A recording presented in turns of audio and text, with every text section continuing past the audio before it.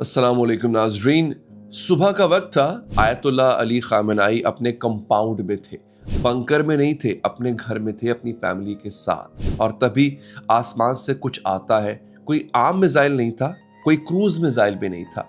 ये मिसाइल जमीन से भी नहीं चलता, ये जहाज से चलता है और ये जमीन के मदार से निकलकर खला में चला जाता है और फिर वहां से वापस आता है। और एग्जैक्टली इसने किया क्या, ये सीधा खामेनेई साहब के कंपाउंड पे गिरा। इससे पहले कि मैं आपको बताऊं कि खामेनेई साहब को शहीद कैसे किया गया था, एक चीज मैं आपके सामने रखना चाहता हूं, ये बहुत इंपॉर्टेंट है। सैयद अली खामेनेई ने शहादत का दिन खुद चुना था। उन्होंने खुद इस बात का फैसला किया था कि मैं अपने बंकर में नहीं जाऊंगा, मैं शहीद होना चाहता हूं। मेरे बाद ईरानी कौम में अगर कोई फूट पड़ी भी है तो वो मुत्तहद हो जाएगी। मेरी शहादत जो है वो इस ईरानी कौम का हौसला बढ़ाएगी और एग्जैक्टली ऐसा हुआ है। मेरे अगर आप व्लॉग्स देखें और उनमें बताई जाने वाली डिटेल्स को अगर आप देखें तो ऐसा साबित होता है कि सैयद अली खामेनेई ने खुद चुना कि हाँ वो शहीद होंगे। अच्छा, अब हम बात करते हैं इस मिसाइल के ऊपर कि जिसने खामेनेई साहब को शहीद किया। इसकी खासियत क्या है, आखिर कैसे ये खामेनेई साहब तक पहुंच गया था। दोस्तों, इस मिसाइल का नाम है ब्लू स्पैरो और आज मैं बताऊंगा कि आखिर बला क्या है। नाज़रीन, इस वक्त जब मैं आपसे बात कर रहा हूं, ये मेरे दोनों फ़ोन आपके सामने हैं, ये आप देख सकते हैं। इस पे अलर्ट आना शुरू हो गया है, ये अलर्ट आ गया है इसके ऊपर भी, ये देखिए आप, ये अलर्ट है, जिसका मतलब होता है कि मिसाइल जो है वो आपके आसपास ही कहीं आ रहा है। मैं इस वक्त एक गल्फ़ कंट्री के अंदर हूँ और यहाँ पर आपको पता है कि ईरान की तरफ से मुसलसल मिसाइल फेंके जा रहे हैं। ये मिसाइल जो है वो अब ईरान की तरफ से आ रहे हैं। ये देखिए मेरे सामने फिर अलर्ट आ चुका हुआ है, ये कि मिसाइल आ रहा है। खैर, हम अपने इस व्लॉग को आगे बढ़ाते हैं। ब्लू स्पैरो है क्या, अब आपको समझाता हूँ। ये इजरायली मिसाइल है, बनाने वाली company Rafael advanced defence system है। असल में ये मिसाइल प्रैक्टिस के लिए बनाई गई है। मतलब इजराइल अपना एरो डिफेंस सिस्टम टेस्ट करता था कि अगर दुश्मन के मिसाइल यहाँ पर आते हैं तो हम उसको इंटरसेप्ट कैसे करेंगे। तो प्रैक्टिस के लिए उन्होंने खुद मिसाइल बनाया, ब्लू स्पैरो, जो ईरानियन मिसाइल की नकल करता था, शहाब 3 जैसा। यानी आप इमेजिन कीजिए कि जिस मिसाइल ने आयतुल्लाह खामेनेई को शहीद किया, उस मिसाइल की जो कॉपी है वो ली गई थी शहाब 3 से, और शहाब 3 ईरानी मिसाइल। लेकिन फिर इजराइल ने इसमें एक तब्दीली की, उसने अपनी सोच बदली। उन्होंने कहा अगर ये मिसाइल प्रैक्टिस में इतना पावरफुल है तो इसको असली हमले में हम इस्तेमाल क्यों ना करें। और यहां से ब्लू स्पैरो टारगेट मिसाइल से ऑफेंसिव वेपन बन जाती है। नाज़रीन, अब इसकी स्पेसिफिकेशंस को समझिए, बड़ा सिंपल लैंग्वेज में आपको बताने जा रहा हूं मैं। ये तकरीबन कोई 6.5 मीटर इसकी लंबाई होती है और तकरीबन 6 मीटर के करीब आप कह सकते हैं। इसका वजन है 1900 किलोग्राम, मतलब 1.9 टन, एक छोटी गाड़ी जितना वजन होता है इसका। इसकी रेंज है 2000 किलोमीटर, मतलब इजराइल से ईरान तक ये डायरेक्ट हिट कर सकता है। अब समझो ये उड़ता कैसे है। इजराइल F-15 फाइटर जेट ये मिसाइल उठाता है और हवा में इसको छोड़ देता है। मिसाइल का जो बूस्टर रॉकेट है, बूस्टर रॉकेट कहते हैं जो इसको हवा में चलाने में मदद देता है, बूस्टर रॉकेट है, इसको जमीन के एटमॉस्फेयर, जमीन के मदार से बाहर ले जाता है, खला में ले जाता है, इसको बिल्कुल एज ऑफ स्पेस में चला जाता है। वहां पे जो मिसाइल का वॉर हेड है, यानी वो हिस्सा जिसमें बारूद होता है, वो अलग हो जाता है। इसको कहते हैं सेपरेबल री एंट्री व्हीकल, इसका नाम है।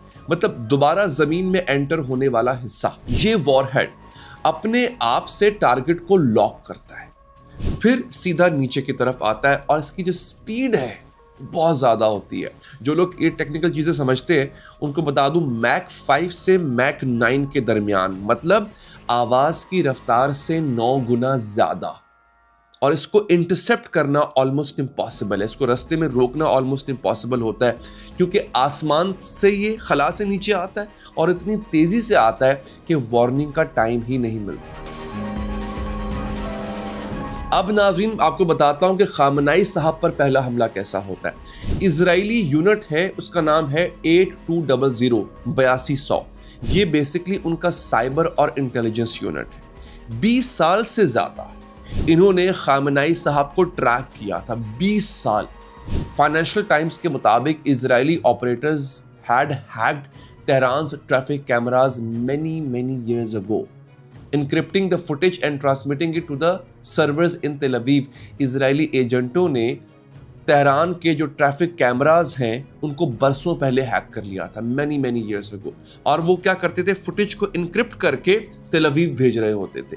एक कैमरा बेसिकली खामनाई साहब के कंपाउंड के सीधा सामने था, जो वहां पे ट्रैफिक सिग्नल था उसके सामने था।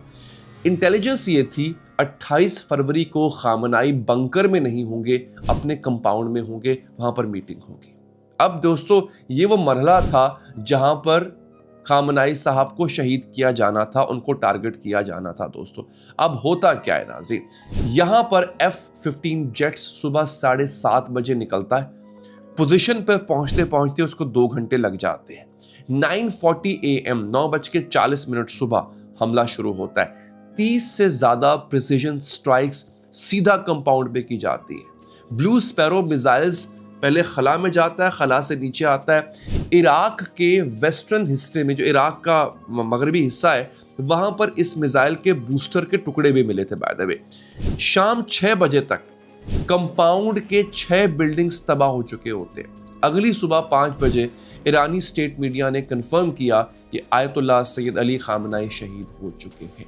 अब यहां पर आपने ये बात समझनी है जो इस मिसाइल को और खतरनाक बनाती है। ब्लू स्पैरो में एक सिस्टम है, उसका नाम है डैक्स, डाइवर्ट एटीट्यूड कंट्रोल सिस्टम। ये छोटे छोटे रॉकेट थ्रस्टर्स हैं जो कि वॉरहेड के ऊपर लगे होते हैं। जब ये फायर होते हैं तो जो वॉरहेड है, यानी जो बारूदी हिस्सा है इस मिसाइल का, वो अपनी डायरेक्शन को बदल सकता है। मतलब अगर टारगेट थोड़ा हिल भी गया अपनी जगह से, मिसाइल खुद को एडजस्ट कर लेगा और सीधा उस पे जाके गिरेगा। इसकी एक्यूरेसी कितनी है? CEP, सर्कुलर एरर प्रोबेबल, सिर्फ 3 मीटर है। यानी अपने ज्यादा से ज्यादा अगर नुकसान होता भी है तो ये 3 मीटर के फासले पे जाके जो है वो रुकेगा। मतलब जो टारगेट है उसे 3 मीटर के अंदर उसका जो हमला है वो गारंटीड है। अब सवाल यह है कि ईरान की डिफेंस फेल क्यों हुई? खामनाई साहब को बचाने में ईरान का डिफेंस सिस्टम फेल क्यों हुआ? इसकी 2 वजूहात हैं दोस्तों। पहली वजह क्या है, ये स्पेस से आया था। ईरान का जो एयर डिफेंस सिस्टम है उसके पास S-300 है और बवार 737 है। ये क्रूज मिसाइल्स रोकने के लिए डिजाइन है। क्रूज मिसाइल को बड़े आराम से रोकेगा क्योंकि वो लो एल्टीट्यूड पे आता है, नीचे होता है, इतना ऊपर नहीं जाता। ब्लू स्पैरो ये स्पेस के करीब जमीन के मदार से निकल के तकरीबन खला में पहुंच जाता है और फिर सीधा नीचे आता है। ट्रेडिशनल रडार इसको देख ही नहीं पाता। दूसरी वजह टाइम, हाइपरसोनिक स्पीड, मैक 5 से मैक 9 की स्पीड। जब तक रडार ने इसको देखा तब तक बहुत लेट हो गया हुआ था। और यही वजह है कि खामनाई साहब के कंपाउंड पे 30 से ज्यादा स्ट्राइक्स सक्सेसफुली हुई थी। तो दोस्तों, इजराइल ने एक मिसाइल बनाया प्रैक्टिस के लिए, ईरानी मिसाइल की नकल करके बनाया था। फिर उसी मिसाइल को ईरान के खिलाफ इस्तेमाल किया। उसी मिसाइल ने ईरान के सुप्रीम लीडर को शहीद भी किया था।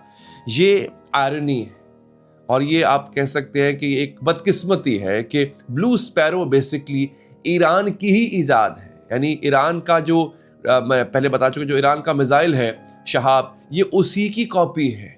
और अब इस दुनिया इसको जानती है ब्लू स्पैरो के नाम से, कि जिसने खामनाई साहब को शहीद किया। ऐसी मजीद इंफॉर्मेटिव वीडियोस के लिए आप चैनल को लाजमी सब्सक्राइब कीजिए। अपना ख्याल रखिए नाजरीन, अल्लाह ने के बाद।